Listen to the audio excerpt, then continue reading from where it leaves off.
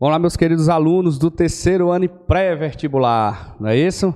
Estamos aqui para dar continuidade ao nosso conteúdo, porque estamos nessa pandemia, mas nosso foco não pode mudar. Temos que estar junto nessa luta contra essa pandemia e foco nos estudos, porque vamos lá, vamos vencer tanto a pandemia como no Enem, ok? Então hoje, pessoal, vamos dar continuidade ao nosso conteúdo. Vamos para o capítulo 5, um breve resumo sobre conjuntos, não é isso? Os conjuntos que a gente vê, a gente já falou um pouco sobre os conjuntos numéricos, então, capítulo 5, matemática 1, ok? Falar um pouco sobre o conceito de conjunto.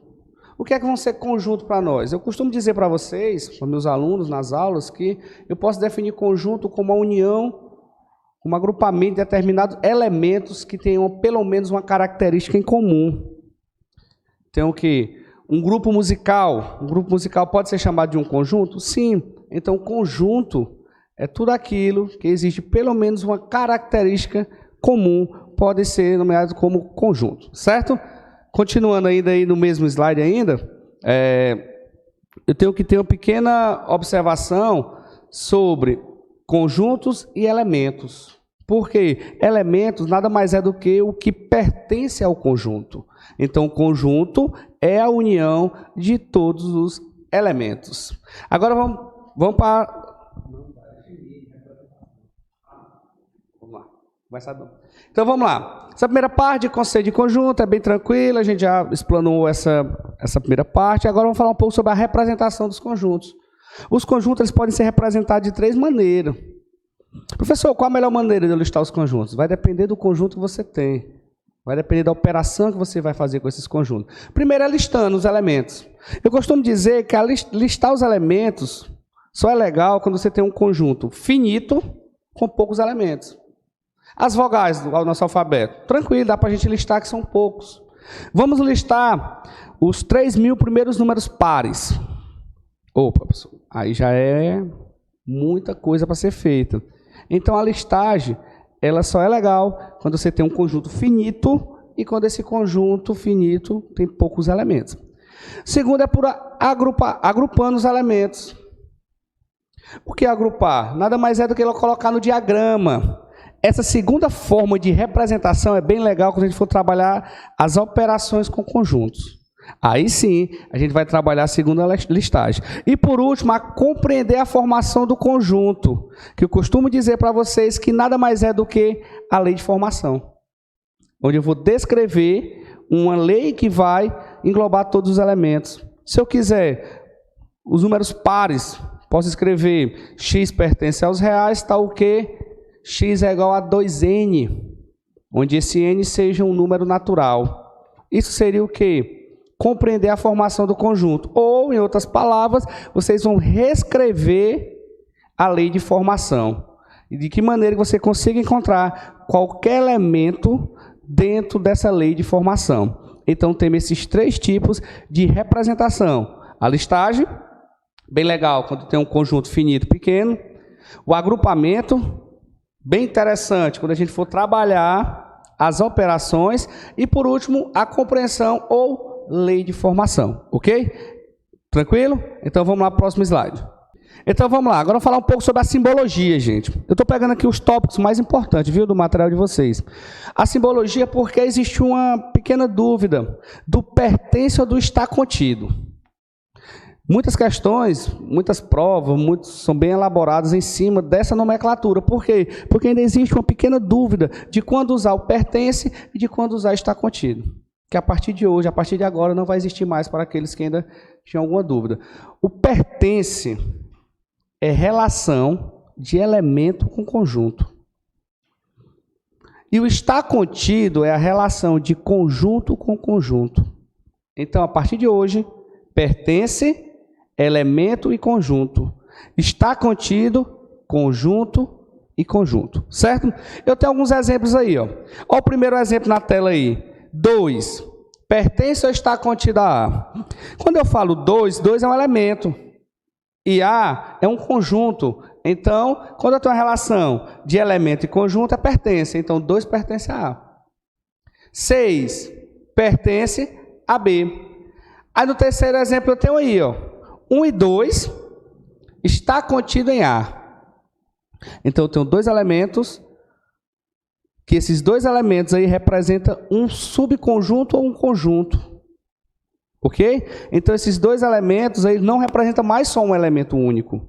Como vocês podem observar, eles já apresentam um conjunto ou subconjunto. A gente não tem mais outra informação adicional. Então, nesse caso, eu vou usar a simbologia de estar contido.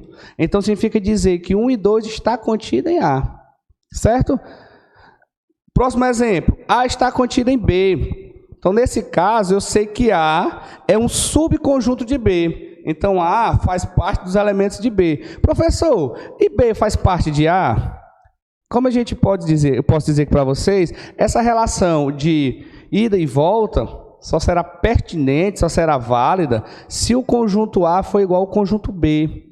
Aí eu posso garantir para vocês que A está contido em B e B está contido em A. Mas nesse caso eu não posso garantir que vale a volta. Então eu só posso dizer para vocês que A é um subconjunto de B. Então A, vou ter o conjuntozão A e dentro e aí B maior do que ele. Então A está contido em B, ok? Então, essa parte de relação de pertinência está contido, só essa observação, que se for elemento com conjunto, pertence. Se for conjunto com conjunto, contido. Subconjunto com conjunto, contido também, ok? Então, vamos lá para o próximo slide.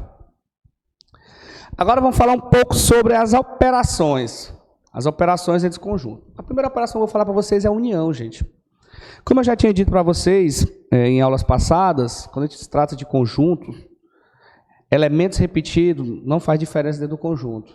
Se eu tenho 2, 1, 3, 2, o que vale para nós é o elemento 1 e o elemento 2. Então, quando eu falo da união de conjunto, nesse caso aí eu tenho a união de A, união B. Então, eu tenho os elementos de A, como vocês podem ver aí, e os elementos de B. E os elementos que fazem parte dos dois conjuntos ao mesmo tempo, eu não preciso reescrever eles duas vezes. Eu vou colocar nessa parte mais escura, que a gente chama de quem? De interseção. Então, a união de A e B são todos os elementos que tem A e são todos os elementos que tem B.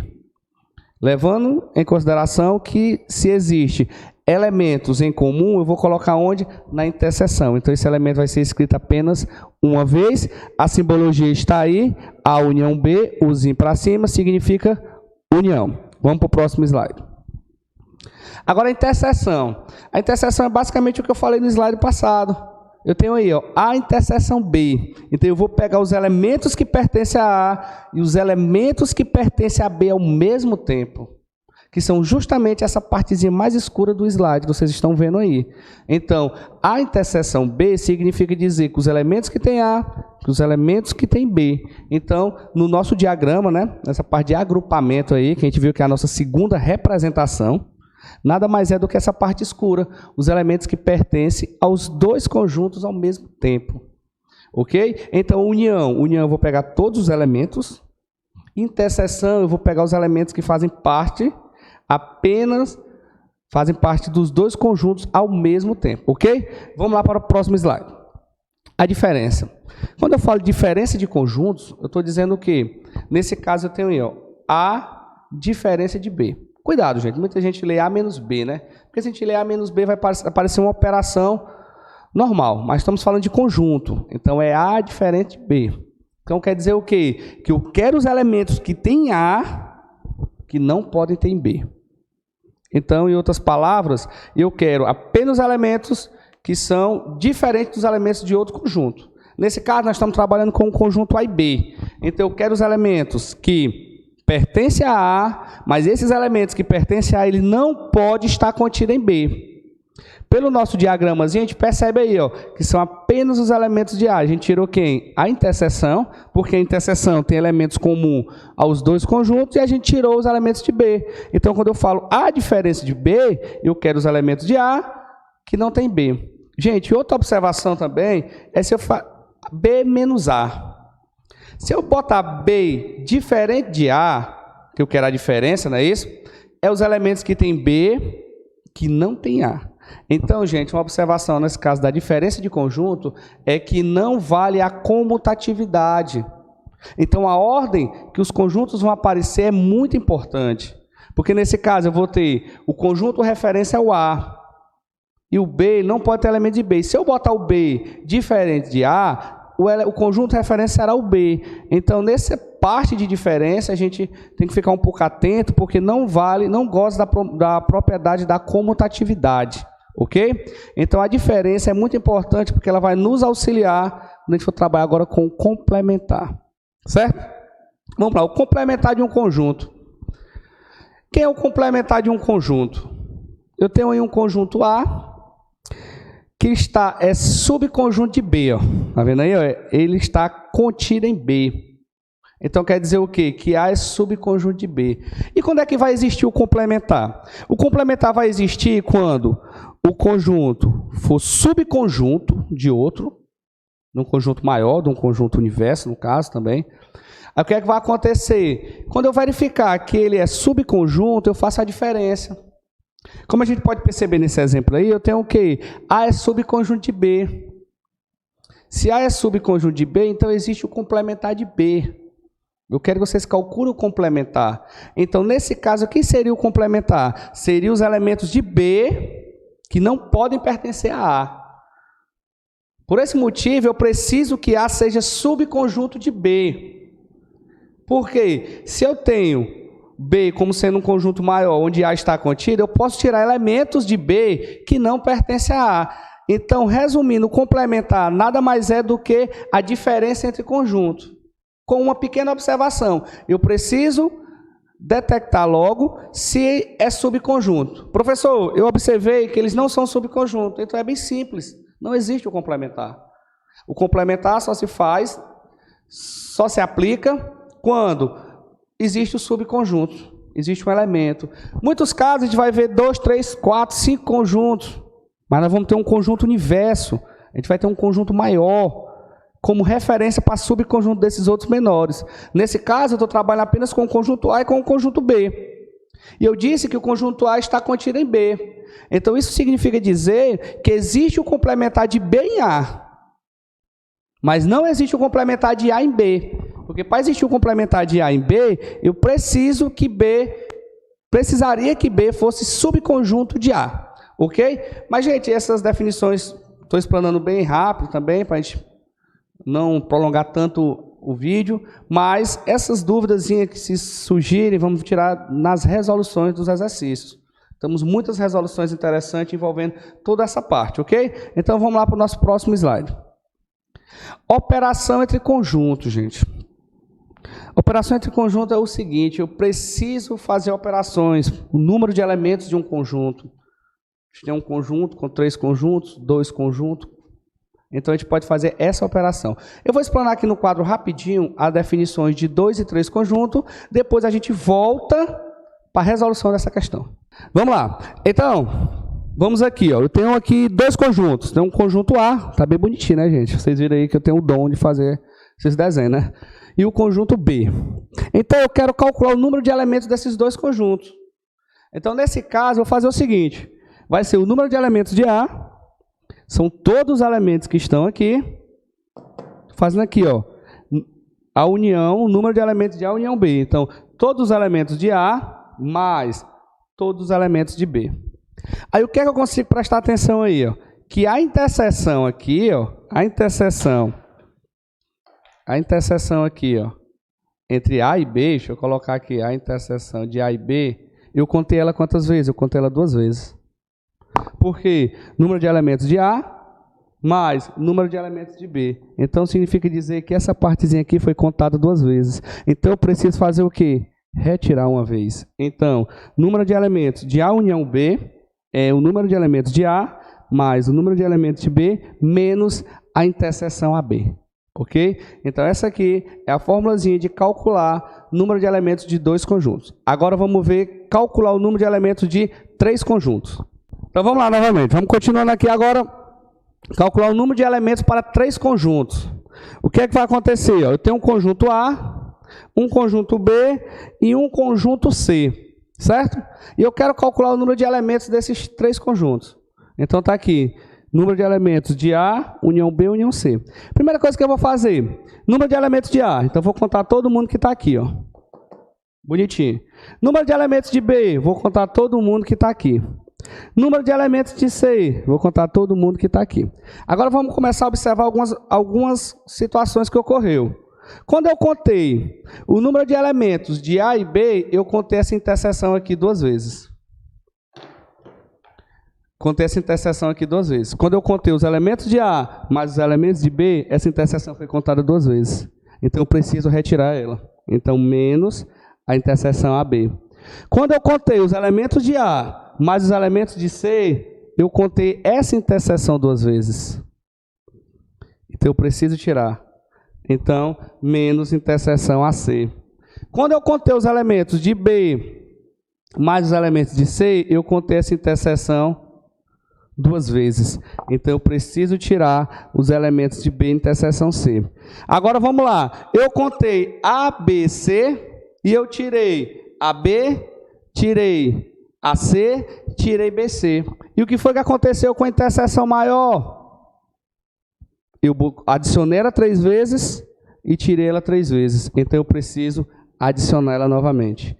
Então, o número de elementos de 3 conjuntos nada mais é do que número de elementos de A, mais número de elementos de B, mais o número de elementos de C, menos a interseção AB, menos a interseção AC, menos a interseção BC, mais a interseção ABC. Ok? Então, aqui são as formas para a gente resolver questões com 2 conjuntos e 3 conjuntos. Então, vamos fazer um exemplozinho, uma questãozinha bem legal, com aplicação de 3 conjuntos, questãozinha do Enem, viu, pessoal? Uma questãozinha do Enem, se eu não me recordo qual foi o ano que caiu, mas é uma questão do Enem.